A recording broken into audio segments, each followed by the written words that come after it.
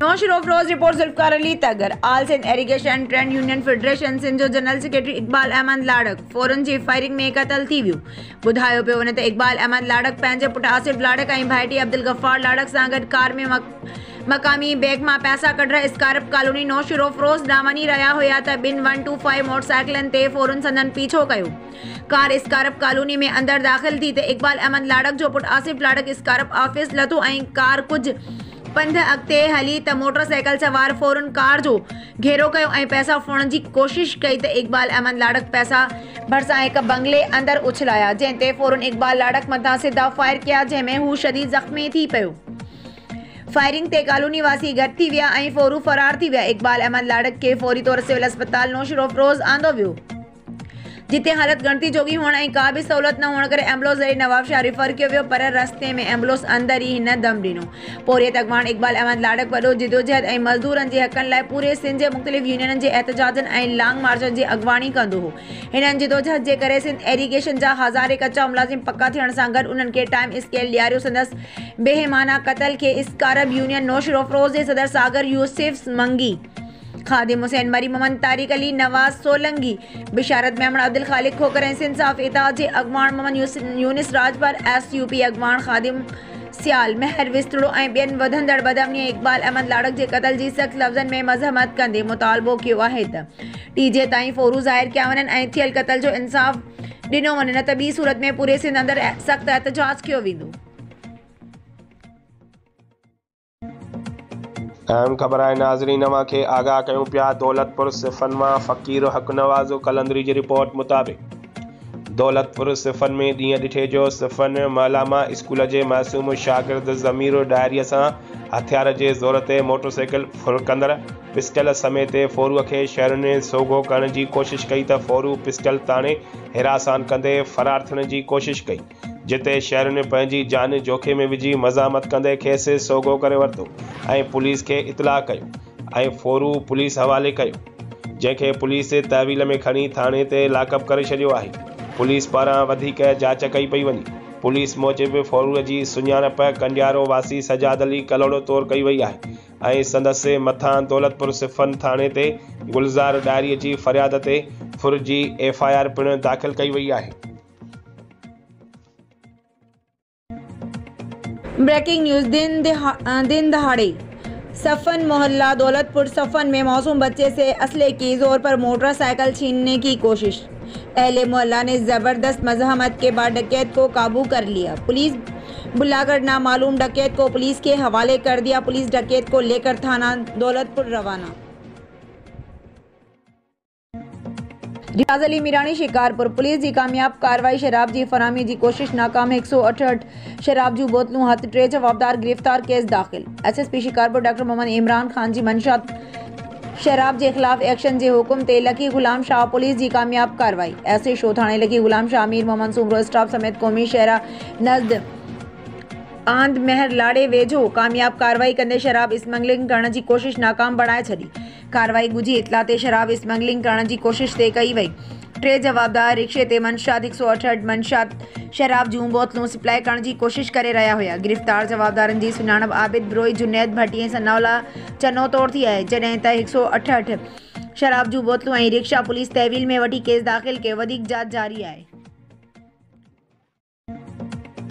जेकमबाद report वकार हुसैन। जेकमबाद आज़ाद media press club जेकमबाद जी अहम गॾिजाणी सदर नवाब अली लांघा की सदारत में थी गुजरी, जंहिंमें नए दोस्तनि शमूलियत कई। सदर नवाब अली लांघा प्रेस क्लब जी पुरानी बाडी टोड़े ऑर्गेनाइजिंग कमेटी जोड़े छॾी। ख़बर मूजिब आज़ाद मीडिया प्रेस क्लब जेकमबाद जी अहम गॾिजाणी सदर नवाब अली लांघा जी अॻवानी में थी गुजरी। उन मौक़े ते जान मोहम्मद मस्तोई जवाद अल हसन सियाल आज़ाद मीडिया जे सदर नवाब अली लांघा ऐं समूरनि मेंबरनि ऐं दोस्तनि एतमाद जो इज़हार कंदे आज़ाद मीडिया प्रेस क्लब में शमूलियत जो ऐलान किया ऐं सदर नवाब अली लांघा प्रेस क्लब जी पुरानी बाडी टोड़े ऑर्गेनाइजिंग कमेटी जोड़े छॾी, जंहिंजा member Zulfikar Ali Soomro doctor Ghulam Nabi PHO वकार हुसैन कुरैशी शहरियार जखरानी खे मुक़रर करे छॾियो। कोटायल गॾिजाणी में प्रेस क्लब जे समूरनि उहिदेदारनि मेंबरनि सदर नवाब अली लांघा गुलाम हुसैन जखरानी डॉक्टर गुलाम नबी PHO ज़फ़र अली उमरानी जुल्फकार अली सूमरो सिजावल डोमकी ख़ालिद हुसैन मंझो वकार हुसैन कुरैशी अब्दुल्ला बुड़ो समेत ॿियनि दोस्तनि पिणु शिरकत कई। उन मौक़े ते सदर नवाब अली लांघा ऐं ॿियनि उहिदेदारनि ॻाल्हाईंदे चयो त आज़ाद मीडिया प्रेस क्लब हमेशह आवाम जे बुनियादी मसइलनि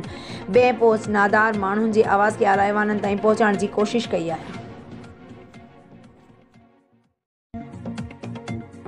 नौश रोफरोज़ report Zulfiqar Ali Tagar Sindh university campus सैद अलहंदोशा नौश रोफरोज़ में कंप्यूटर साइंस ऐं इंफॉर्मेशन टेक्नोलॉजी 2K20 बैच जे शागिर्दनि ऐं शागिर्दियाणनि डिपार्टमेंट जे उस्तादनि ख़ालिद शेख राहिल अरशद सबा मेमन अदनान अबू पोटो ऐं ॿियनि जी निगरानी में आख़िरी साल जे मुनासिबत सां जदीद तहक़ीक़ी बुनियादनि ते तैयार कयल सॉफ्टवेयर ऐं हार्डवेयर प्रोजेक्ट्स जी नुमाइश मुनक़द थी जंहिंजो इफ़्तिताह कैंपस जे pro vice chancellor professor doctor Azhar Ali Shah कयो जंहिंमें महिमाने तौर MNA अबरार अली शाह SSP नौश रोफरोज़ मोहतरमा साहिब Aziz Talpur higher education commission जे member professor doctor Maqbool Ahmed Hussain Shah IB Sukkur university जे dean professor doctor Madad Ali Shah ऐं ॿियनि शिरकत कई नुमाइश में पेश कयल प्रोजेक्ट्स में पहिरियों इनाम शहबाज हैदर ऐं अदीम मेमण हासिल कयो जिन रिबोट्स ऐं मसनूई ज़हानत वसीले ख़ुदकार रिबोट तैयार कयो जेको एमरजेंसी जी हालत में भी बाहि ते पाणी विसाए उनखे ख़त्म करे छॾे थो। ॿियो इनाम काशिफ अली सदफ़ फैसल सानी साजिद सोलंकी हासिल कयो जिन में मसनूआती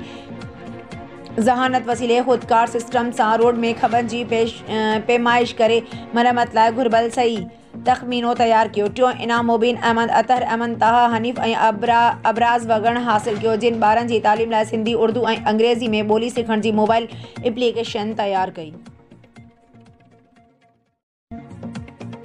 Sanghar report bureau chief Ghulam Qadir कैरी सॼे ज़िले में मौसर स्नैप चेकिंग ऐं नाकाबंदी जे नतीजे में 2 ॾोहारी गिरफ़्तार करे 2 GT पिस्टल हथ कया विया। सांगड़ तफ़सील मूजिब SSP सांगड़ कैप्टन सदाम हुसैन जे हुकुम ते सॼे ज़िले में स्नैप चेकिंग ऐं नाकाबंदी कई वई। इंचार्ज CIA सांगड़ अकबर अली चन्ना चेकिंग दौरान 2 जवाबदारनि खे हथियारनि समेत गिरफ़्तार करे वरितो। पहिरीं कार्रवाई में शहदादपुर पुलिस जी सहकार सां जवाबदार महताब अली चांडियो खे गिरफ़्तार करे संदसि कब्ज़े मां बग़ैर लाइसेंस TT पिस्टल 30 बोर हथ करे वरितो जॾहिं त हिक ॿिए कार्रवाई में टडो आदम पुलिस जे सहकार सां जवाबदार मोहम्मद उमर बिरोही खे गिरफ़्तार करे उन जे कब्ज़े मां TT पिस्टल 30 बोर हथ करे वरितो। ॿिन्ही जवाबदारनि ख़िलाफ़ सिंध आर्म्स एक्ट जे कलमनि तहत लाॻापियल थाणनि ते केस दाख़िल कया विया आहिनि। ज़िले में वक़्त ब वक़्त नाकाबंदी कई वेंदी आहे ऐं मुख़्तलिफ़ होटलुनि बस स्टैंडनि ऐं रेलवे स्टेशननि ते स्नैप चेकिंग कई वेंदी आहे जंहिं जे नतीजे में अमन अमान जी सूरतहाल काफ़ी बहितर थी वई आहे। सिजावल रिपोर्ट इम्तियाज़ मेमन तालीम जे ज़ेवर सां आरास्ता थियण हर ॿार जो बुनियादी हक़ आहे। अब्दुल वाजिद शेख तालीम खां सवाइ तरक्की नामुमकिन आहे। Deputy commissioner Sujawal deputy commissioner Abdul Wajid Sheikh चयो आहे त तालीम जे ज़ेवर सां आरास्ता थियण हर ॿार जो बुनियादी हक़ आहे। हिन तालीम खाते जे अमलदारनि ते ज़ोर भरियो त हू ज़िले जे तालीम इदारनि में ॿारनि जे एनरोलमेंट वधाइनि ऐं जेकी ॿार स्कूल छॾे विया आहिनि उन्हनि खे वापसि स्कूलनि में आणण लाइ पंहिंजो भरपूर किरदारु अदा कनि त जीअं खेनि तालीम जे ज़ेवर सां आरास्ता करे सघिजे। अहिड़नि ख़्यालनि जो इज़हार इन संदसि ऑफिस में out of school children enrollment कमेटीअ जी गॾिजाणी जी सदारत कंदे कयो। गॾिजाणी में ज़िले जे समूरनि assistant commissioner district education officer secondary district education officer primary ऐं ॿियनि लाॻापियल ऑफिसरनि शिरकत कई। उन मौक़े ते डिप्टी कमिश्नर अब्दुल वाजिद शेख चयो त तालीम खां सवाइ तरक्की नामुमकिन आहे। नौजवान नस्ल खे तालीम जे ज़ेवर सां आरास्ता करण खां सवाइ मुल्क जी तरक्की ऐं ख़ुशहाली जो ख़्वाब कॾहिं बि ताबीर नथो करे सघिजे। हिन तालीम खाते समेत ॿियनि समूरनि लाॻापियल खातनि जे ऑफिसरनि खे हिदायत कई त हू तालकी ऐं यूनियन काउंसिल सतह ते कमेटियूं जोड़े स्कूल छॾींदड़नि ॿारनि जी वालिदैन खे पंहिंजनि ॿारनि खे स्कूल में दाख़िल करण लाइ हिमथायो वञे त जीअं स्कूलनि में वधि खां वधि दाख़िला खे यकीनी बणाए सघिजे।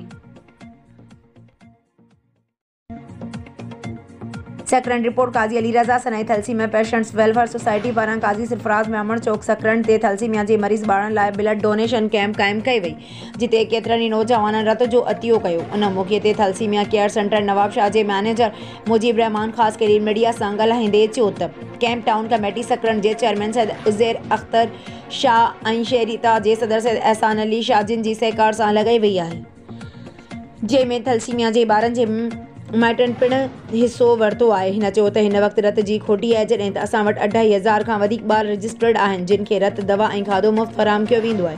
सैद एहसान अली शाह चयो त थैलेसीमिया जे ॿारनि जो जियापो रत ते आहे उन करे नंढड़ी कोशिशि आहे त रत अतियो करण जे त जीअं थैलेसीमिया जे ॿारनि जी ज़िंदगीअ में ख़ुशियूं दाख़िल करे सघूं। उन मौक़े ते शहर जे कारोबारी शख़्सियत हाजी अली नवाज़ ख़ासि केली पारां थैलेसीमिया केयर सेंटर जे स्टाफ लाइ मानजांदे जो एहतमाम कयो।